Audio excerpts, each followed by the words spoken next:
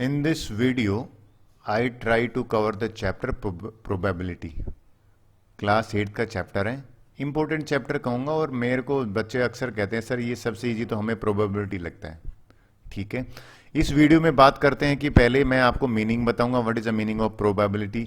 उसके बाद sample space क्या होते हैं। अच्छा पता है सैंपल स्पेस 3 की ही डिस्कस करते हैं, कॉइन, डाइस या कार्ड्स।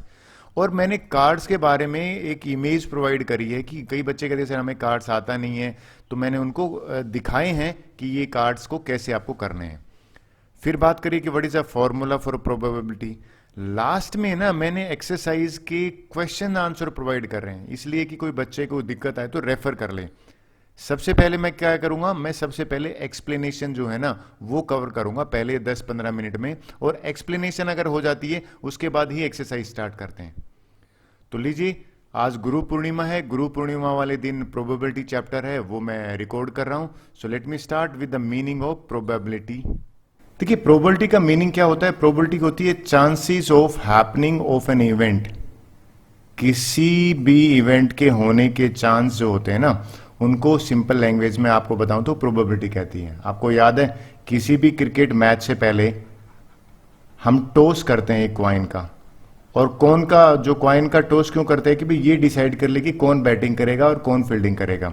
तो उस टॉस में 50% चांस किसके होते हैं, दोनों टीम के 50-50% चांस होते हैं। और जो टीम जीत जाती है वो मैच का हम कहते हैं टॉस जीत गई है, और वो डिसाइड करती है कि उसको बैटिंग लेनी है फील्डिंग लेनी है।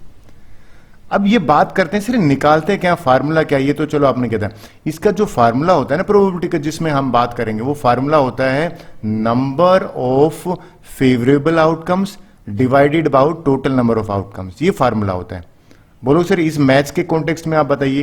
देखिए आप ये बताइए, हमने जो क्वाइन थ्रो किया ना, इस क्वाइन को थ्रो करोगे तो चांसेस क्या है कि या तो हेड आएगा या फिर टेल आएगा, राइट। तो टोटल नंबर ऑफ आउटकम्स की जब बात करते हैं ना, तो यहां पे कितने हो गए टोटल नंबर ऑफ आउटकम, 2 हो गए। भाई आपका हेड और टेल में से कोई भी आ सकता है। फेवरेबल आउटकम का मतलब है कि इस मान लो महेंद्र सिंह धोनी ने क्या मांगा है, हेड मांगा है टेल मांगा है, तो उसने मान लो हेड मांगा है, तो हेड तो इस पूरे आउटकम में एक ही है ना, तो 1/2 कितना हो गया 50%। क्यों हो गया 50%, कि 50/100 50%, यही तो होता है 1/2। तो इस फार्मूले के बारे में ज्यादा डिटेल में बाद में करेंगे। पहले मैं एक वर्ड आया यहां पे, आउटकम्स क्या होते हैं, इसको डिटेल में ले लेता हूं। एग्री, बड़े इंपॉर्टेंट कंसेप्ट है। बात करते हैं कि सर ये तो ठीक है, लेकिन इसके यूजेस क्या हैं। आप तो बार बार कह रहे हो कि बड़े डेली लाइफ में बड़े यूजेस हैं। इसके यूजेस बताऊं मैं तो आप अराउंड आप देखना। अगर मैं कैसीनो की बात करूं, आप देखिए पूरा प्रोबेबिलिटी बेस है, कितने % चांस है आपके जीतने के। ये जो अगर जितने, यानी कि सिंपल लैंग्वेज में आपको बात करूं, अगर आपके पास 4 हैं 1 2 3 4, तो इसमें 25% हो जाते हैं। अगर ज्यादा 4 से ज्यादा है, यानी कि आपकी 50 तक काउंटिंग लिखी हुई है, तो उतने ही चांसेस आपके कम हो जाते हैं। आपको नहीं लगता, हम बात करते हैं विल इट रेन टुडे, तो वो जो प्रोबेबिलिटी है ना कि होगी या नहीं होगी, ये प्रोबेबिलिटी तो निकालते हैं हम नहीं करते। कोई मैच चल रहा है इंडिया और पाकिस्तान का कि कौन जीतेगा, तो डेफिनेटली उसमें प्रोबेबिलिटी की बात करते हैं। तो ये प्रोबेबिलिटी आपको समझ में आ जाती है, तो कम से कम डिसीजन मेकिंग जो होती है ना, वो बड़ी स्ट्रांग हो जाएगी आपकी। और डिसीजन मेकिंग एक इंपॉर्टेंट डायमेंशन है हमारी लाइफ का। रोज हम डिसीजन लेते हैं कुछ ना कुछ, क्या खाना है, क्या पहनना है, क्या करना है। और कहते हैं कि अगर एक बार लिए गए डिसीजन राइट हैं, डिसीजन कहते हैं राइट और क्विक होते हैं ना, वो बहुत अच्छा माना जाता है। तो राइट डिसीजन प्रोबेबिलिटी के बेस पे आप ले सकते हो। तो मैं सबसे पहले बात करता हूं, ये आउटकम मैं बाद में कर रहा हूं ना, ये होता क्या है इसके बारे में बात करता हूं। देखिए पूरे वीडियो में 2 चीज बार बार बोलूंगा मैं, एक आउटकम्स क्या होते हैं, एक सैंपल स्पेस क्या होते हैं। तो आउटकम होता है जो रिजल्ट ऑफ एन एक्सपेरिमेंट। भाई मैंने अगर एक क्वाइन थ्रो किया ना, तो हेड भी एक आउटकम है, ये हेड आ गया तो ये किसका आउटकम हो गया। अच्छा टेल भी तो आ सकता है, तो टेल भी तो एक आउटकम है। लेकिन सर फिर सैंपल स्पेस क्या होता है। सैंपल स्पेस क्या होता है, इन हेड और टेल को ना एक सेट बना देते हैं। यानी कि अगर मैं सैंपल स्पेस लिखूं एक क्वाइन का, देखिए यहां पे मैंने सैंपल स्पेस लिखा हुआ है, सैंपल स्पेस एक क्वाइन का लिखूं तो हेड और टेल इन दोनों की जो कलेक्शन बना दी ना, इस सेट बनाने को सैंपल स्पेस कहते हैं। तो सैंपल स्पेस क्या होगा? सैंपल स्पेस होगा all possible outcome of an experiment. Outcome क्या था? आउटकम एक सिंगल जो रिजल्ट है वो भी है, भाई हेड भी एक आउटकम है। यहां पे सैंपल स्पेस में सिंगल नहीं होता, इसमें कलेक्शन हो जाती है, यानी कि सिंपल लैंग्वेज में बताऊं, collection of all outcomes is called sample space.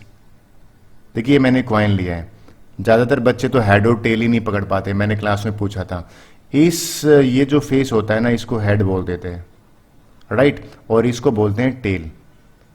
हम क्रिकेट मैच कर रहे थे तो बच्चे ने हेड और टेल ही पूछा, सर हेड किसको बोलते हैं? बड़ा सरप्राइज हुआ, इसलिए बताना बहुत जरूरी है। ये हेड हो गया। अच्छा, ये ऐसा नहीं कि कॉइन का है, आपको डाइस का फेक है। अगर कोई आपसे कहे ना भाई डाइस का सैंपल स्पेस बताइए, तो डाइस में 1 भी आ सकता है, 2 भी आ सकता है, 3 भी, 4, 5 भी, 6। एक काम करता हूं, मैं इनमें सैंपल स्पेस सभी के डिस्कस करता हूं। जितनी भी मैंने प्रोबेबिलिटी के चैप्टर पढ़े ना, उसमें 3 ही मेन थे जिनके हम सैंपल स्पेस या आउटकम्स की बात करते हैं। सबसे पहले मैंने कॉइन देखा, हर क्लास में कॉइन्स की बात की जाती थी।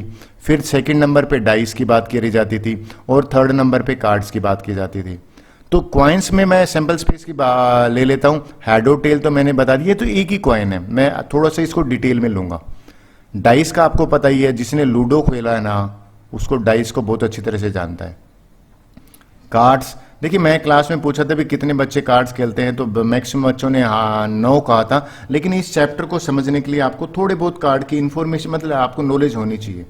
कंप्यूटर में भी आता है सोलाटाई और स्पाइडर, वो आपको आनी चाहिए कम से कम। नहीं आएंगे तो मैं इस वीडियो में बिल्कुल 0 लेवल से शुरू करूंगा कि कार्ड्स कहां से हैं, कैसे समझाऊंगा पूरा। तो एक काम करता हूं, मैं कॉइन्स के बारे में डिटेल में डिस्कस करता हूं और इनकी सैंपल स्पेस की बात करूंगा। देखिए ये मैंने कॉइन्स का लिया है, इसकी सैंपल स्पेस क्या क्या हो सकते हैं। ये तो मैंने क्लियर कर दिया कि भाई ये जो फेस है इसको हम हेड कहते हैं, और इस फेस को हम क्या कहते हैं? टेल कह देते हैं। तो अगर एक कॉइन टॉस किया जाता है तो 2 सैंपल स्पेस बनेंगे, या हेड बनेगा या टेल बनेगा। मैं एच और टी लिख लेता हूं, टेल को टी ले लेता हूं आगे और हेड को एच ले लेता हूं। लेकिन आप बता सकते हो कि आपने अगर 2 कॉइन टॉस करे हैं, दोनों हाथ में हैं, तो क्या बन सकता है? देखिए इसमें समझा दो, हो सकता है दोनों पे हेड आ जाए, ये भी तो हो सकता है। फिर पहले कॉइन पे हेड आ जाए, दूसरे पे टेल आ जाए, ये भी तो हो सकता है। हो सकता है कि पहले पे टेल आ जाए और दूसरे कॉइन पे हेड आ जाए, और ये भी तो हो सकता है कि दोनों पे टेल टेल आ जाए। आपने दोनों हाथ में ले रखा है मान लो कॉइन्स, तो टोटल आप देखो ना तो 4 आउटकम्स बने हैं, यानी कि सैंपल स्पेस जो है ना इसमें 4 कलेक्शन है। इसमें अगर आप देखो तो 2 ही कलेक्शन है। चलिए अगर आपको समझ में आ गया तो ये एक क्वेश्चन आया था एनटीएससी में, जो बच्चे आईएमओ की तैयारी कर रहे हैं, कि अगर आपने 3 कॉइन्स थ्रो करे हैं ना, टॉस करे हैं, तो हाउ मेनी सैंपल्स, मतलब how many outcomes will be there, ये आपको बताना है।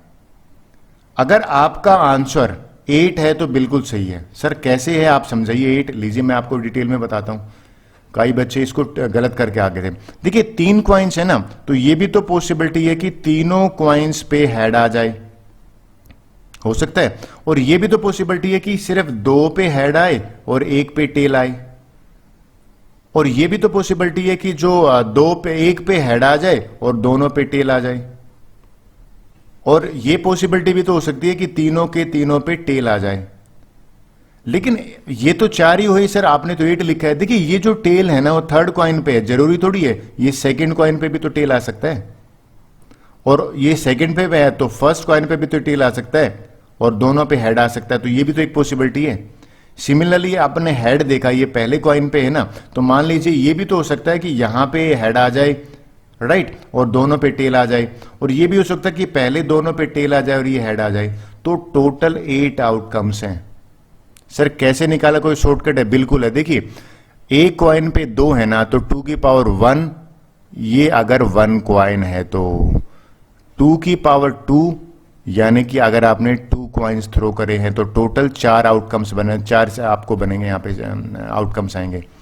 फिर 8 क्या होता है? 2 की पावर 3, यानी कि अगर 3 कॉइन्स थ्रो करे हैं तो अब आप निकाल सकते हो। अगर कोई आपसे पूछे ना तो बताइए भाई 4 कॉइन्स आपने अगर थ्रो करे हैं तो टोटल नंबर ऑफ आउटकम्स क्या हो जाएगा? तो नंबर ऑफ आउटकम्स आप सीधा से फार्मूले से काउंट करने मत बैठ जाना, सीधा कहोगे 2 की पावर 4 होता है, और 2 की पावर 4 है वो 16 के बराबर है। ये मैंने बेसिकली जो ब्राइट स्टूडेंट क्लास है ना उसके लिए ये लेक्शन बनाया था कि नंबर ऑफ आउटकम्स निकालने हो तो। अगर आपको ये समझ में आ गया हो तो आगे चलते हैं। लीजिए नेक्स्ट नंबर है ना वो डाइस का ले लेता हूं, लूडो का। मेरा मानना है लूडो तो सबने खेला है लाइफ में, ठीक है। और इसको डाइस कह देते हैं। एक बुक में तो डाइस था, दूसरी बुक मैंने रेफर करी क्योंकि मैं 3-4 बुक रखता हूं, उसमें DI डाई लिखा होता है। दोनों का मीनिंग सेम है।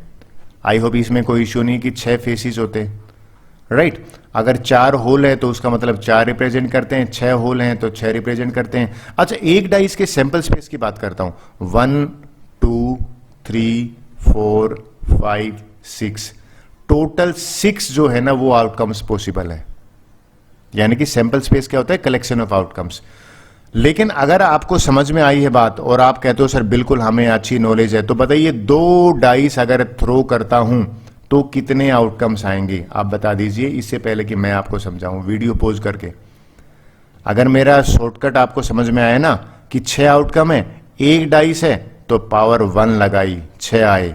अगर 2 डाइस है तो पावर 2 लगेगी 36। अब उसे 36 कैसे समझाना एक बार लीजिए भैया, मैं आपको 36 करके दिखाता हूं कि 36 जो है वो कैसे आया। 36 आउटकम्स का ये देखिए, 30 से बताता हूं कैसे। भाई मैंने 2 डाइस ले ली, राइट। पहली वाली डाइस है ना उसको मैंने ब्लू कलर मान लिया और दूसरी वाले को डाइस पे। तो ये भी तो हो सकता है पहली डाइस जो मान लो पहली रेड मानी है तो पहली पे 1 दूसरी पे 1 आ गया। पहली पे जो 1 आया लेकिन दूसरी पे 2 आ गया, ये भी तो पॉसिबल है। पहली पे 1, दूसरी जो डाइस है उस पे 3 आ गया। तो 1 के साथ 4 भी आ सकता है, 1 के साथ 5 भी आ सकता है, 1 के साथ 6 भी, 6 हो गई।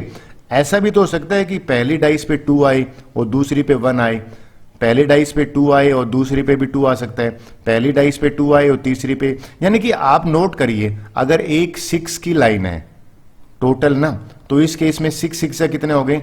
36 अगर आपका आंसर है ना, यानी कि 36 आउटकम्स पॉसिबल हैं जब 2 डाइस को थ्रो करेंगे, राइट। और इनमें इनको डबल से डबलेट बोलते हैं, 2 2 1 1। ये कई बार क्वेश्चन आते हैं इसमें डबलेट वाला। लेकिन मैंने अभी आपको क्या समझाया है? आपको ये बताया कि 36 आउटकम कब पॉसिबल है? When 2 dice are thrown. Agree? 1 dice अगर थ्रो करेंगे तो टोटल 6 आउटकम्स पॉसिबल है, 1 2 3 4 5 6। अब सबसे ज्यादा इंटरेस्टिंग ले लेते हैं, कार्ड्स की बात करते हैं। जब भी मैं कार्ड्स बच्चे रहे ना तो बड़े कहते सर हमें तो आते ही नहीं, तो मैं समझाता हूं। देखिए जो पैक ऑफ कार्ड है ना वो 52 होते हैं। सर कैसे याद करें? आपको याद है एक साल जो होता है ना उसमें 52 वीक होते हैं। इस तरह से याद कर लीजिए, मैंने तो इस तरह से याद किए थे, करेक्ट। 52 कार्ड्स का पैकेट होता है, उसमें रेड कलर के 26 कार्ड हैं। देखिए रेड कलर के कितने बताए मैंने? 26 बताए हैं। और ब्लैक कलर के कार्ड भी 26 होते हैं। अब रेड कलर के जो कार्ड है उनको फर्दर डिवाइड किया गया है हार्ट्स में और डायमंड्स में। ये जो शेप होती है ना इसको हार्ट्स है। हिंदी में इसको ना एक बच्चा मेरे को क्लास में कह रहा था, इसको लाल पान बोलते हैं हमारे घर पे। मैंने कहा भाई बीटी का पान भी बोल देते, लाल पान बोल देते। और डायमंड है ना इसको हिंदी में ईंट बोलते हैं। एग्री? ये 13 होते हैं। देखिए ये डायमंड है। अगर डायमंड की बात करें तो यहां से 1 से शुरू होता है, 1 2 3 4 5 13 कार्ड्स होते हैं। फिर क्लब की बात करते हैं, ब्लैक कलर में क्लब है ना ये भी 13 होते हैं। ये क्लब भी आप नोट करोगे 13 कार्ड होते हैं। और स्पेड है यानी कि ये भी 13 होते हैं। तो टोटल हो गए ना 13 4 जा 52 कार्ड्स। रिपीट करूं मैं, हमारे पास रेड कार्ड कितने हैं? 26 है। ब्लैक कितने हैं? 26 है। रेड को फर्दर डिवाइड किया हार्ट में 13 में और डायमंड में। ये इसका सिंबल है, ठीक है, आपको कार्ड पे मिलेगा। ये आपको क्लब का सिंबल है। अच्छा इन क्लब को क्या कहते हैं? क्लब को सर हिंदी में चिड़ी बोल रहा था वो बच्चा कि सर चिड़ी बोलते हैं हम। और स्पेड को काला पान बोल दो या इसको हुक्म भी बोल देते हैं। एक बच्चा काला पान कह रहा था, एक बच्चा हुक्म कह रहा था कि सर ये बोलते हैं। लेकिन मैं समझाना क्या चाहता हूं? मैं ये समझा चाहता हूं कि भाई आपको इनकी नॉलेज होनी चाहिए। जो 1 नंबर है ना, 1 नंबर कभी भी 1 नहीं लिखा होता, उस पर ए लिखा होता है। ए इसका मतलब इक्का होता है। ये देखिए एस लिखा होता है, इक्का, राइट। और काउंटिंग चलेगी 1 2 3। लेकिन आप देखिए 11 नंबर पे जे लिखा होता है, 12 नंबर पे Q लिखा होता है और 13 नंबर पे K लिखा होता है। ये J है ना, J, ये J को जैक बोलते हैं, Q को क्वीन बोलते हैं, 12 नंबर होता है, और जो K है वो किंग होता है, इसको बादशाह भी बोल देते हैं। थोड़ा सा बड़ा इमेज करके दिखाता हूं। आप बोलो सर ये इमेज है ना ये आपकी छोटी पड़ गई, तो लीजिए भैया इसको थोड़ा सा बड़ा कर देता हूं जिससे कि आपको समझ में आ जाए। अब मेरा मानना है कि आपको और क्लियर होगा। अगर आपने दिया 1 नंबर पे क्या लिखा है, A1 नंबर पे A लिखा है, 1 नहीं लिखा, इसको J कहते हैं, जैक, इसको क्वीन कहते हैं, इसको कहते हैं, यानी कि 11 नंबर पे जैक होता है, 10 तो लिखा हुआ ना, 10 तक तो कोई इशू नहीं है। 12 नंबर जो होता है ना वो होता है क्यू, और 13 नंबर होता है वो होता है किंग, किंग, क्वीन और जैक। क्वेश्चन ये है, अगर आपको समझ में आए तो बताइए किंग कितने हैं। अगर मैं आपसे पूछूं तो पूरे गेम में किंग जो है ना वो 4 है, 1 2 3 4, 4 किंग है। क्वीन कितनी है, 4 है। और भैया अगर जैक की बात करें वो भी 4 है। तो एक अक्सर क्वेश्चन पूछा जाता है, वो आपसे क्वेश्चन पूछ लाता हूं, और पता नहीं बच्चे उसका रॉन्ग क्यों आंसर देते हैं। क्वेश्चन वो पूछा जाता है कि how many face card are there. ये अगर आपको समझ में आ गया ना तो फेस कार्ड का ये बताइए। मैं इसको होल्ड कर लेता हूं, फेस कार्ड आपको बताने, और अगर फेस कार्ड आपका सही आ गया तो मैं गारंटी देता हूं फिर आपको बहुत अच्छी नॉलेज है। तो बच्चे जनरली है ना वो मुझे गलत आंसर देते हैं, लेकिन अगर आपका आंसर कि देखिए एक में अगर आप नोट करें ये 4 जैक हैं, 4 क्वीन है, 4 किंग हैं, तो 4 3 जा, अगर आपने 12 बोला है तो ठीक है। लेकिन कई बच्चे इसको फेस कार्ड लेते हैं जो रॉन्ग हो जाएगा, इको को फेस कार्ड नहीं लेते। फिर नंबर कार्ड क्या है, नंबर कार्ड में क्या करेंगे, टोटल 52 है ना, 52 में से 12 तो फेस कार्ड माइनस करते हैं और ये 4 इक्के माइनस करते हैं, यानी कि 16 माइनस करेंगे। अगर आपने 36 बोला है तो बिल्कुल सही है आपका। आई होप आपको समझ में आएगा कार्ड अच्छी तरह से। अब मैं प्रोबेबिलिटी की बात करूंगा, अभी तक तो मैं आउटकम्स की बात करता हूं। Let me talk about probability. Okay, अभी हम प्रोबेबिलिटी निकालने का फार्मूले पे बात करेंगे। आउटकम्स आई होप आपको क्लियर हो गए। प्रोबेबिलिटी के फार्मूले का जो मैंने इनिशियली बताया था ना उसको अभी डिटेल में बताता हूं कि यूज कैसे करना है। देखिए आपने ध्यान दिया, मैंने लिखा probability is equal to number of favourable outcomes or divided total number of outcome. इसका यूज करना बताता हूं भाई। फॉर एग्जांपल महेंद्र सिंह धोनी ने ना वो कॉइन फेंका, राइट, और कॉइन जो फेंकता है उसके दूसरे वाला जो प्लेयर है, कैप्टन है, वो मांगता है। तो उसने मांगा मान लो हेड। तो अब क्वेश्चन ये है कि अगर इसने हेड मांगा है श्रीलंकन कैप्टन ने, तो what is the chances of winning. तो तरीका बताता हूं, what is the probability of winning. देखिए मैंने प्रोबेबिलिटी के फार्मूले में क्या चाहिए, टोटल नंबर ऑफ आउटकम चाहिए। तो यही क्वेश्चन ले लेते हैं, what is find the probability of getting a head when a coin is toss. सबसे पहले तो सैंपल स्पेस लिखते हैं, एस। सैंपल स्पेस होता है भैया, पॉसिबल क्या है, पॉसिबल हेड और टेल, दो ही पॉसिबल है। फिर हमसे पूछा what is the probability of getting head, तो मैं यहां पे लिखूंगा प्रोबेबिलिटी ऑफ गेटिंग हेड। ये जो पी के साथ में ई लिखते हैं ना जनरली, ये ई इवेंट होता है, राइट। तो मुझे यहां पे हेड की प्रोबेबिलिटी है तो ये हेड लिख दिया। फार्मूला क्या है, नीचे टोटल नंबर है तो टोटल नंबर तो 2 है, डिनोमिनेटर में हमेशा 2 आ गया है, हमेशा क्या यहाँ पे 2 आएगा। हेड कितनी बार आया टोटल सैंपल स्पेस में, 1 टाइम, तो 1/2 होगा। तो इस श्रीलंकन कैप्टन के जीतने की प्रोबेबिलिटी 1/2 है, यानी कि 50% है। 50% भी 1/2 हो गया। आई होप इतना कर। सबसे छोटे क्वेश्चन है ना वो प्रोबेबिलिटी चैप्टर में मिलते हैं। एक काम करते हैं, एक ऐसा क्वेश्चन और ले लेता हूं, सेकंड नंबर क्वेश्चन ले लेता हूं जो आपको थोड़ा सा और क्लियर करेगा कि क्या चीज है। लीजिए मैं आपको बताता हूं, डाइस का क्वेश्चन ले लेते हैं। देखिए क्वेश्चन आपसे यहां पूछा गया है कि भाई what is the probability of getting even number when A dice is throne. ये डाइस की बात कर रहे हैं। तरीका क्या है, सबसे पहला काम है कोई भी क्वेश्चन आ जाए ना उसमें सैंपल स्पेस एस लिखिए। अगर आप भूल गए हो तो मैं आपको बताता हूं, सैंपल स्पेस जो है ना इसको मैं पूरा ना लिख के एस से डिनोट कर रहा हूं। वो क्या होता है, एक डाइस है ना उसमें टोटल आउटकम क्या हो सकते हैं, 1 2 3 भी आ सकता है, 4 भी, 5 6, ये तो हो गए टोटल आउटकम। लेकिन मुझे जो प्रोबेबिलिटी ये कह रहा है इवन नंबर की, आपने ध्यान दिया, इसको अंडरलाइन कर रहा हूं मैं। तो अब मुझे है ना इवन नंबर इसमें ढूंढता हूं कि भाई कितने हैं। अगर आप नोट करो इवन नंबर है 2 वाला, ठीक है, 4 वाला करेक्ट है, और 6 वाला, तो 3 इवन नंबर है।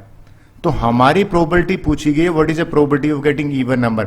फार्मूला क्या कहता है, नीचे तो लिख दो टोटल नंबर ऑफ, तो टोटल नंबर 6 है यहाँ पे, और हमें इवन की ही प्रोबेबिलिटी चाहिए, तो इवन यहाँ पे 3 ही नंबर हैं, तो 3/6 यानी कि आंसर 1/2 आ गया। 1/2 का मतलब 50%। तो अगर आप डाइस थ्रो करते हो तो 50% चांस है कि आपका इवन नंबर आए। तो अभी मैंने क्या बताया इस स्लाइड में, मैंने बताया कि भाई प्रोबेबिलिटी का फार्मूला यूज कैसे करना है। चलो और डिटेल में पढ़ते हैं प्रोबेबिलिटी के फार्मूले के बारे में। देखिए अक्सर बच्चे पूछते हैं मुझे कि सर ये मोर लाइकली, लाइकली क्या चीज है, तो मैं आपको बड़े अच्छे बताता हूं, अकेला ये चलो डिटेल में बताता हूं। प्रोबेबिलिटी जो है वो 0 और 1 के बीच में होती है हमेशा। अगर प्रोबेबिलिटी 1 आ जाती है मैक्सिमम प्रोबेबिलिटी, तो उसको कहते हैं श्योर इवेंट, 100% वो होगा ही होगा। कई बार पूछते हैं कि श्योर इवेंट की प्रोबेबिलिटी क्या होती है, 1 होगा, ठीक है। फिर 0 अगर किसी की प्रोबेबिलिटी, उसको कहते हैं मिनिमम प्रोबेबिलिटी, उसका मीनिंग है इम्पॉसिबल, होगा ही नहीं, चांसेस ही नहीं है किसी चीज के होने की। ये देखिए अगर मैंने यहां पे बाय 0 प्रोबेबिलिटी का मतलब है इम्पॉसिबल चांस है, वो चीज हो ही नहीं सकती। और अगर किसी की 1 प्रोबेबिलिटी है तो डेफिनेटली श्योर चांस है वो होगा ही होगा। फिर आप बोलोगे सर ये साइन किसका है, देखिए साइन, ये प्रोबेबिलिटी है ना, वो 0 भी हो सकती है और 0 से ग्रेटर होगी। जब ग्रेटर और इक्वल टू साइन को मैं मर्ज कर देता हूं ना, ये सिंबल इस तरह का बन जाता है। आई थिंक ये आपको टीचर बताएगा सीनियर क्लास में। सिमिलरली अगर यहां पे देखोगे तो इसको इक्वल टू, यानी कि इसका पढ़ते ऐसे हैं, प्रोबेबिलिटी में इक्वल टू 1 बट हमेशा 1 से छोटी होगी, प्रोबेबिलिटी में इक्वल टू 0 बट हमेशा 0 से बड़ी होगी। अकेला ऐसा क्वेश्चन है जिसमें आंसर हमेशा 1 से नीचे आता है, पूरा चैप्टर है। फिर आपसे पूछ लिया जाता है, देखिए ये पूछ लिए जाते हैं, अगर 1/2 प्रोबेबिलिटी का क्या मतलब है, 50% इवन चांसेस है, वो चीज हो भी सकती है नहीं भी हो सकती। लेकिन अगर मान लो 50 से 75% बन जाए, 75% लिखो या 3/4 लिखो, तो गुड चांस है। देखिए जब किसी चीज के गुड चांस आपको लगते हैं तो वो आप ट्राई करते हैं। वैक्सीनेशन ही ले लीजिए, वैक्सीनेशन जो कर रहे हैं ना, उसमें जो चांसेस है ना वो 75% से ऊपर है, 90% तक वैक्सीनेशन इफेक्टिव है, तो definitely everybody is going for that. लेकिन जब चांसेस कम होते हैं ना, 25% का मतलब 1/4 है ना, उसको पुअर चांस बोलते हैं। और कई बार क्वेश्चंस में आता है कि ये जो 0 के क्लोज होता है ना, उसको कहते हैं वेरी लेस लाइकली, थोड़ा सा और आगे आ जाता है लेस लाइकली, और अगर मान लेते बीच में आ जाते तो इवन चांस कहेंगे, लेकिन उससे ज्यादा लाइकली और फिर वेरी लाइकली, और 1 हो जाए। तो ये बेसिकली जो बार है ना, ये हमें हमारी जो डिसीजन मेकिंग है ना उसको हेल्प करता है। हमें किसी में ज्यादा % चांसेस लगते हैं ना, वो हम काम झट से कर लेते हैं। जिसके सक्सेस होने के कम चांस होते हैं ना, यानी कि पुअर चांस होते हैं, और उनको हम अवॉइड करते हैं उस काम को करने के लिए। थोड़ा बहुत क्लियर हुआ। एक और कंसेप्ट के क्वेश्चन आते हैं, वो और बताता हूं, फिर हम एक्सरसाइज शुरू करते हैं। देखिए ये क्वेश्चन, ये क्या चीज है, प्रोबेबिलिटी ऑफ हैपनिंग ई और नॉट हैपनिंग ई इवेंट, उनका सम 1 होता है। सर ये क्या चीज है, आप समझाओ। भाई मान लेते हैं ये क्वेश्चन आ गया, what is the probability of not getting even number. Not even का मतलब, देखिए आप ये बताइए, अगर मैं कहता हूं नॉट इवन है तो इसका मतलब सीधी सीधी बात है वो ओड नंबर की बात कर रहे हैं। पहले तो सैंपल स्पेस लिखते हैं, तो सैंपल स्पेस मैंने लिखा एक डाइस का, तो 1 2 3 4 5 6। अभी ये चीज बताता हूं क्या है। मैं क्या करता हूं कि व्हाट नोट गेटिंग का मतलब है, नोट यहां पे लिख देता हूं probability of note even. Note even का मतलब है भैया ओड नंबर की बात कर रहे हैं, तो ओड नंबर क्या है, 1 3 5, 3 ओड नंबर हैं और टोटल हमेशा नीचे आता है, तो 1/2 आ गया। अब देखिए अगर मैं आपसे पूछ लूं, ये तो चलो नोट इवन है, अगर मैं आपसे पूछूं भाई ठीक है आप बताइए what is the probability of getting even number, तो इवन नंबर का भी निकालते हैं। इवन नंबर कौन कौन से हैं, 2 4 6, 3 इवन नंबर हैं और टोटल हमेशा 6 ही है, तो इसका भी 1/2 आया। तो आपने कुछ नोट करा, इन दोनों प्रोबेबिलिटी का सम, यानी कि probability of getting even number plus में probability of getting not even, इन दोनों का सम आ रहा है 1। ये आपको मैंने एग्जाम्पल के थ्रू बताया कि ये कहना क्या चाहता है। नोट ई आ जाता है, और अगर ई निकालना है तो सीधी सी एक क्वेश्चन ही बताता हूं ना सीधा सा। मैं अभी आईएमओ के बच्चों को तैयारी करा रहा था, तो क्वेश्चन आ गया कि भाई in interview the probability of note selection, उसने पूछा था कि भाई एक कैंडिडेट की ना नहीं सिलेक्ट होने की प्रोबेबिलिटी थी 1/4, तो बताइए what is a probability of getting selecting, जो सिलेक्शन की प्रोबेबिलिटी है वो निकालना था। तो मैंने कहा भाई बच्चों को ये यूज करो, फिर उन्होंने कहा सर ये तो पढ़ा ही नहीं मैंने, इसलिए मैंने स्लाइड बनाई।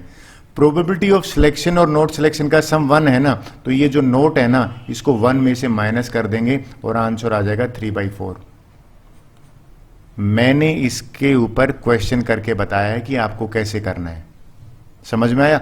अब एक काम करते हैं, एक्सरसाइज शुरू करते हैं, वो उससे और ज्यादा क्लियर होगा। So let me start exercise question now. देखिए एक चीज मैं ये कहूंगा, आई होप आपको कंसेप्ट ठीक से समझ में आ गई है। फिर हम एक्सरसाइज शुरू करने से पहले कहूंगा कि भाई आप ट्राई करिए पहले और फिर वीडियो प्ले करके देख लीजिए। फर्स्ट क्वेश्चन ले लेता हूं। देखिए क्वेश्चन में कह रहा है भाई 2 स्लिप्स है ना वो ड्रॉ करी गई हैं। मैं 2 स्लिप्स को अंडरलाइन कर लेता हूं। किसके? From a bowl of containing 4 slips. ठीक है, तो यहां पे मैं एस लिख लेता हूं, सैंपल स्पेस। एस का मतलब होता है सैंपल स्पेस। उसके अंदर एक ए नंबर की है, ठीक है, और बी नंबर की भी है, सी नंबर की भी है, डी। ये तो सैंपल स्पेस है, राइट। कहता है if first slip is replaced before the second slip, sample space निकालना है सिंपल इवेंट का। ये कुछ ज्यादा आपको कॉम्प्लेक्स बना रहा है। फर्स्ट स्लिप के लिए सैंपल स्पेस बताता हूं भाई। फर्स्ट स्लिप का मतलब है अगर आपने हाथ डाला बाउल में, ए भी निकल सकता है, जरूरी थोड़ी है बी भी तो आ सकता है, सी भी तो आ सकता है, डी भी आ सकता है, ये 4 हो सकते हैं। लेकिन इसने रिप्लेस कर दिया, ठीक है। चलो मान ले सेकंड स्लिप का भी लिख देते हैं भाई। सेकंड स्लिप का भी जो सैंपल स्पेस है ना वो है। जब रिप्लेस ही कर दिया तो मान लीजिए आपने ए निकाला था, ए रिप्लेस कर दिया, तो सेकंड स्लिप के लिए भी तो सैंपल स्पेस सेम होंगे। ए भी तो निकल सकता है, बी भी निकल सकता है, सी भी और डी। तो ये क्वेश्चन मैं ज्यादा वो नहीं मानता, सिंपल क्वेश्चन था, बस इसकी लैंग्वेज है ना वो कुछ इसने ज्यादा कॉम्प्लेक्स बना दी। So this is answer. अगला क्वेश्चन ले लेता हूं। देखिए ये मजेदार क्वेश्चन है, एग्जाम में तो यही आते हैं, वो एग्जाम में नहीं आते। इंपॉर्टेंट लिख देता हूं। क्वेश्चन में पूछा गया एक डाई है ना, इसको कई बार किसी बुक्स में DIC लिख देते हैं, किसी में DI, तो एक ही बात है। उसको टोस्ट किया गया है। फाइंड द प्रोबेबिलिटी पूछ रहा है। पहले तो हम एक काम करते हैं, सैंपल स्पेस ही लिख लेते हैं। सैंपल स्पेस होता है भाई पॉसिबल जो है ना, क्या क्या हो सकता है अगर एक डाइस को थ्रो किया। 1 भी आ सकता है, 2 भी आ सकता है, 3 भी। हमें सबको पता है जो डाइस है ना उसके 6 फेसेस होते हैं, तो कोई भी आ सकता है।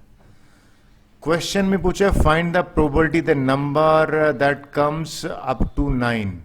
अच्छा ये बताइए कि क्या इसमें 9 नंबर है क्या? नहीं है ना, तो हमसे प्रोबेबिलिटी ऑफ गेटिंग 9 पूछा है इसने। तो पहली बात तो गेटिंग 9 में टोटल सैंपल, देखो प्रोबेबिलिटी का फार्मूला क्या है, नीचे है टोटल नंबर ऑफ आउटकम्स, तो भाई टोटल तो 6 में से कुछ भी आ सकता है, लेकिन 9 नंबर का तो एक भी नहीं है यहां पे, तो एक भी नहीं है तो ऊपर 0 आएगा, तो 0/6 आंसर इस केस में 0 हो जाएगा। कहता है find the probability of getting number 9, तो 9 है ही नहीं तो आएगा कहां से, तो प्रोबेबिलिटी इस केस में 0 होगा। नेक्स्ट ले लेते हैं, चलिए ये क्वेश्चन पढ़ते हैं क्या है। कहता है find the probability of A number that comes up less than 9।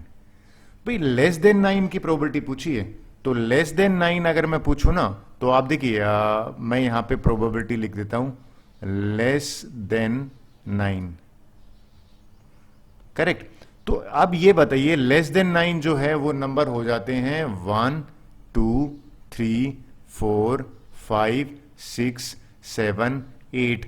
अब 8 भी आ सकता है, लेकिन नंबर ये अब अगर देखिए इस केस में टोटल नंबर ऑफ आउटकम्स का मतलब है भी 6 पॉसिबिलिटीज हैं, तो 6 तो नीचे आएगा। और ये सारे नंबर है ना, ये वाले नंबर खासकर ये सारे नंबर आप नोट करो लेस देन 9 नहीं है, 7 नहीं है डेफिनेटली, लेकिन इसने पूछा find the probability of number that comes up less than 9, तो 6 के 6 नंबर जो नंबर है ना जो हमारी टोटल है वो लेस देन 9 ही है। आंसर 1 आ गया। जनरली बच्चे पूछते सर 7 क्यों नहीं लिए, भाई 7 हमारे सैंपल स्पेस में भी नहीं है, तो इस केस में 6/6 आंसर 1 आएगा कि जो भी नंबर आप डाइस थ्रो करोगे तो 6 9 से छोटे ही आएंगे। क्वेश्चन नंबर 3 देख लेते हैं। क्वेश्चन नंबर 3 क्या है, इसको मैंने एग्जाम में दिया था एक बार, तो इसको मैं अच्छी तरह से समझा देता हूं।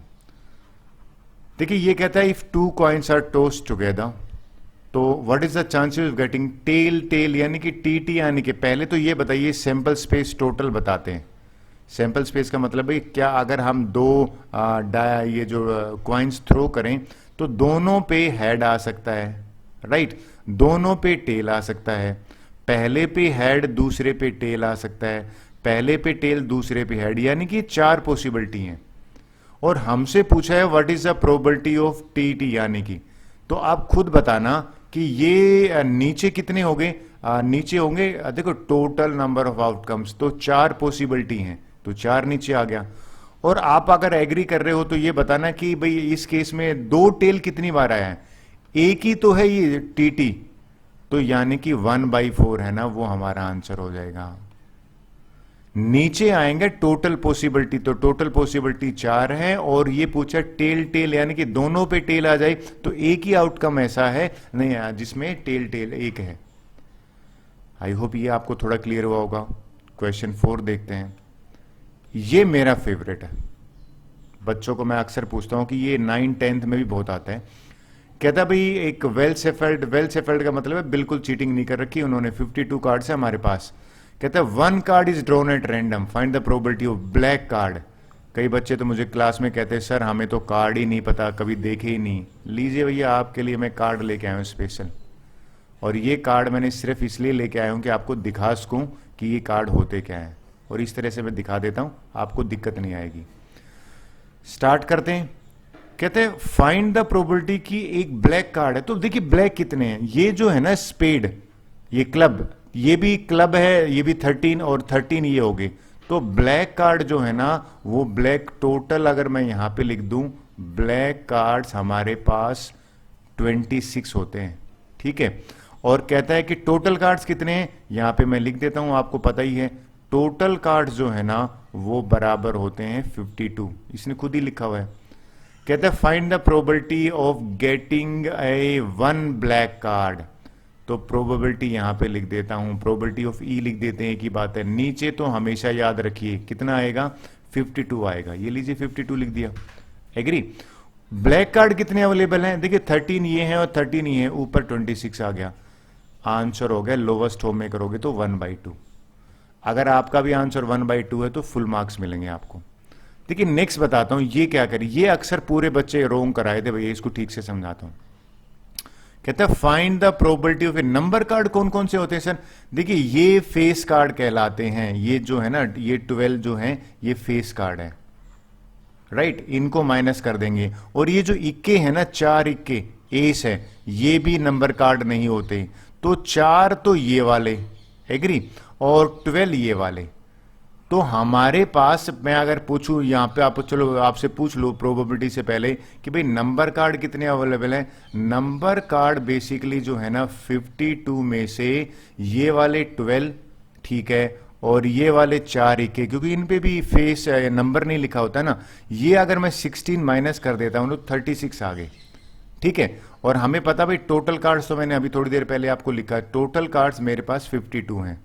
तो ये फार्मूला क्या कहता है, ये कहता है प्रोबेबिलिटी निकालने के, इसको ई का मतलब होता है प्रोबेबिलिटी ऑफ इवेंट्स। नीचे आएगा टोटल नंबर, तो टोटल तो 52 कार्ड्स हैं। ऊपर आएगा नंबर कार्ड, नंबर होते हैं, नंबर कार्ड होते हैं ये वाले जिन पे नंबर लिखे होते हैं, तो ये हमारे पास 36 है। इसको अगर मैं कट करूं ना तो 4 से कट हो रहा है, 4 9 जा और 4 से कटा हो तो 13 आया, तो 9/13 मेरा आंसर है। आई होप ये आपको थोड़ा बहुत क्लियर हुआ होगा। क्वेश्चन 5 कर लेते हैं। देखिए क्वेश्चन नंबर 5 में ना सेम चीज बार बार कार्ड की आई है, 52 कार्ड्स तो हैं। कहता है 1 card is drawn, find the probability of black face. वापिस से इमेज दिखाता हूं। मेरा मानना है कि इमेज देखने से ना आपको ज्यादा अच्छी तरह से समझ में आता है। हमारा जो दिमाग है ना पिक्टोरियल फॉर्म को जल्दी से पकड़ लेता है। ये लीजिए क्वेश्चन आप समझाता हूं। ब्लैक फेस, देखिए फेस कार्ड भी होना चाहिए और ब्लैक भी होना चाहिए। तो सबसे पहले तो मैं टोटल कार्ड्स लिखता हूं। टोटल कार्ड जो है ना ये हमारे पास हो गए 52, ठीक है भैया। ब्लैक फेस कितने हैं वो बताता हूं, ब्लैक और फेस कार्ड। देखिए अब ये ब्लैक फेस कार्ड की बात करता हूं। ये जो है ना क्लब और ये है स्पेड, तो ये 3 कार्ड यहां पे और 3 कार्ड यहां पे, तो टोटल हमारे पास फेस कार्ड और वो भी ब्लैक कलर के 6 हो गए, ठीक है। यहां रखे इक्के को, इसको फेस नहीं कहेंगे, कई बच्चे इसको ले लेते हैं नोट फेस, इक्का जो है या एस है उसको फेस कार्ड नहीं लेते, तो प्रोबेबिलिटी अब निकाल लेते हैं। इस केस में प्रोबेबिलिटी क्या हो जाएगी 6/52, अगर हम 2 से कट करते हैं तो 3/26 है ना, वो आंसर आ जाएगा। आई होप ये आपको क्लियर हुआ होगा। अब ये क्वेश्चन करते हैं, ए 5 ऑफ रेड कार्ड। देखिए 5 जो रेड कार्ड का है ना, एक ये है, ठीक है, और एक ये है, दो ही कार्ड हैं, तो मैं पे लिख देता हूं भाई जो पॉसिबिलिटीज है ना, प्रोबेबिलिटी सीधा ही लिख देता हूं इस केस में। तो नीचे तो 52 आएगा क्योंकि हमारे पास टोटल 52 कार्ड है, और जो रेड कलर के 5 है वो दो ही हैं, तो 2/52 यानी कि 1/26 है ना, वो मेरा आंसर हो जाएगा। ये आई होप क्लियर हुआ होगा आपको। क्वेश्चन नंबर 5 ले लेते हैं। देखिए 5 क्वेश्चन में सबसे इजी कहूंगा, बच्चे नहीं पूछते, कहता है find the probability, even number चाहिए मुझे, और ये पहले तो एस लिखो, एस का मतलब है टोटल क्या क्या पॉसिबिलिटी हो सकती हैं। तो भैया अगर एक डाइस थ्रो करेंगे तो ये 6 पॉसिबिलिटीज हैं, 6 आउटकम्स हैं। और इवन नंबर में इवन भी नंबर भी लिख लेता हूं, जनरली बच्चे कहते हैं सर ये लिखना होता है क्या, इवन नंबर से थोड़ा सा आपको गलती नहीं करोगे। यहां पे इवन नंबर है ना, वो है 2, ये वाला 2 है, 4 है और 6 है, तो इवन नंबर यहां पे 3 है। So what is the probability of getting even number, यहां पे इवन लिख देता हूं, ई लिख दो, एक ही बात है। नीचे कितना आएगा, नीचे आएगा टोटल नंबर ऑफ आउटकम्स है ना, तो टोटल हमारे पास 6 है, तो 6 लिख दीजिए, और इवन नंबर 3 ही है, तो 3/6, 1/2 है ना, वो आंसर बिल्कुल करेक्ट है। आई होप आपको क्लियर हुआ होगा। नेक्स्ट ले लेते हैं 6th क्वेश्चन। देखिए ये भी एग्जाम में आया हुआ है, कहता है कि भैया एक letter is chosen from the word. पहले तो ये पता करते हैं टोटल लेटर्स कितने हैं, टोटल अल्फाबेट कितने हैं। जब मैंने ये टोटल अल्फाबेट इसमें देखे तो 1 2 3 4 5 6 7 8 9 10 11 है भाई। ये कहता है how many consonant are there, तो ये भी लिख लेते हैं। कॉन्सोनेंट जो हैं वो मैंने यहाँ पे चेक करे, एम होता है, वोवल हटा देते हैं, टी 2, उसके बाद 3 4 5 6 7 है, तो प्रोबेबिलिटी पूछ रहा है ना। मेरा मानना है अगर इतना पता लग गया तो प्रोबेबिलिटी का फार्मूला क्या आता है, नीचे टोटल आउटकम्स, यानी कि पॉसिबिलिटी 11 ही है और कॉन्सोनेंट 7 है, तो 7/11 अगर आपका आंसर आता है बिल्कुल ठीक है। ये आई होप आपको क्लियर हुआ होगा। क्वेश्चन नंबर 7 देखते हैं। वेल ये क्वेश्चन मैं बहुत इंपॉर्टेंट इसलिए कहूंगा कि ये मेरिट बनाने के काम आता है। कहता है सिंपल क्वेश्चन है, कहता है departmental store has 50 pair of bangles on display, the probability of customer will choose.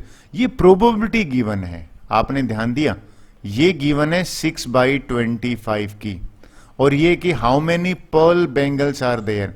अब एक बात आपने नोट करी भाई, टोटल तो 50 दे रखा है इसने, अगर ये 50 है और यहां पे 25 है, तो सबसे पहला तो काम करता है कि ये अगर मैं 50 बनाता हूं, एग्री, तो ये 50 बनेगा, तो यानी कि 2 से मल्टीप्लाई होगा, और इसी को भी इक्विवेलेंट बनाने के लिए 2 से मल्टीप्लाई करेंगे, तो ये मैंने 12 कर दिया। और ये पर्ल बैंगल्स है ना, तो प्रोबेबिलिटी जो है ना, ये भैया आपने साफ लिखा पर्ल बैंगल्स की तो है, नीचे फिर आंसर मिल गया आपको, यानी कि 12 जो है ना, वो हाउ मैनी पूछा था, तो लिख दीजिए पर्ल बैंगल्स है ना, वो आंसर हो जाएगा 12। सर ये आपने 50 क्यों बनाया भाई, टोटल 50 हैं तो लोवेस्ट फॉर्म में है ना 25, तो मैंने इसको यहां पे ले जाने के लिए 2 से मल्टीप्लाई किया, तो इक्विवेलेंट बनाने के लिए इसको भी 2 से किया, तो 12 is the right answer. Question number 8 करते हैं। इसमें मेरी क्लास में बड़ी बहस हुई थी, बच्चे कहते हैं सर मेरा आंसर ठीक है, उसका आंसर ठीक है। मैं कहता हूं करेक्ट देखिए, आप किसी बुक शॉप पे जाते हैं, एक पेंसिल क्या पूछते हैं कॉस्ट, उसने कहा 4 रुपीज है, आपके पास है ये 4, 1 रुपीज का भी है, 2 रुपीज का भी है, 5 का और 10 का भी। कहता है कि भाई क्या प्रोबेबिलिटी कि आप 5 रुपए का कॉइन दो। देखिए एक बात बताइए, टोटल जो कॉइन्स है ना वो बात करते हैं, अगर आपके पास देखा जाए तो घर से टोटल कॉइन्स लेके आए थे आप 1 2 5 10, ये 4 लाए थे, लेकिन जो बिल आया ना वो 4 रुपीज का आया, तो भाई 4 रुपीज 4 बिल। एक बात बताना, या तो आप 5 रुपीज दोगे, 1 रुपया चेंज दे देगा, या आप 10 दोगे, तो प्रोबेबिलिटी क्या हो जाएगी, दो ही तो पॉसिबिलिटी है बिल पे करने की, तो नीचे तो 4 आएगा, लेकिन दो ही तरीके हैं बिल देने के, तो 2/4 1/2 है ना। अगर वो आपका आंसर आता है तो बिल्कुल ठीक है। लीजिए नेक्स्ट क्वेश्चन कर लेते हैं। मेरे बोर्ड एग्जाम से मैंने ये एग्जाम कॉपी किया था, इतना इंपॉर्टेंट क्वेश्चन है। कहता है find the probability of getting 53 Mondays 365 days. एक काम करते हैं, 365 डेज में पहले पता तो करते हैं कितने मंडेज होते हैं, 7 से डिवाइड करते हैं। 7 एक वीक में 7 डेज होते हैं ना, तो मैं 7 से क्यों डिवाइड कर रहा हूं, क्योंकि एक वीक में 7 डेज होते हैं। 7 5 जा 35, राइट, 1 बचा, 7 2 जा 14, 1 बचा। देखिए 52 तो कंफर्म है, लेकिन ये तो 53 का पूछा है, तो ये जो 1 रिमाइंडर है ना, ये रिमाइंडर अगर मंडे हो जाए तो बात बन जाए 53। लेकिन जो 1 डे बचा है ना, 1 डे ये एक्स्ट्रा बचा है, 1 day extra can be, extra 1 day extra है ना, ये क्या क्या हो सकता है, ये 7 पॉसिबिलिटीज हो सकती है। क्या हो सकती है, देखिए मंडे भी हो सकता है, ट्यूसडे भी, वेडनेसडे भी, थर्सडे भी, फ्राइडे भी, सैटरडे भी और संडे भी। ये आपके पास 7 पॉसिबिलिटीज है, लेकिन डे तो एक ही है ना, तो प्रोबेबिलिटी ऑफ 53 लिख देता हूं, प्रोबेबिलिटी जो हमें पूछे, नीचे तो 7 आएगा क्योंकि 7 पॉसिबिलिटीज हैं, राइट। और मंडे एक ही है, ये जो एम है ना स्टैंड फॉर मंडे है, तो 1/7 है ना, वो आपका आंसर होगा। आई होप ये मैंने कोशिश करी है समझाने की। तो लीजिए इस वीडियो का लास्ट क्वेश्चन, और क्वेश्चन देखिए क्या है, ये भी सिंपल है।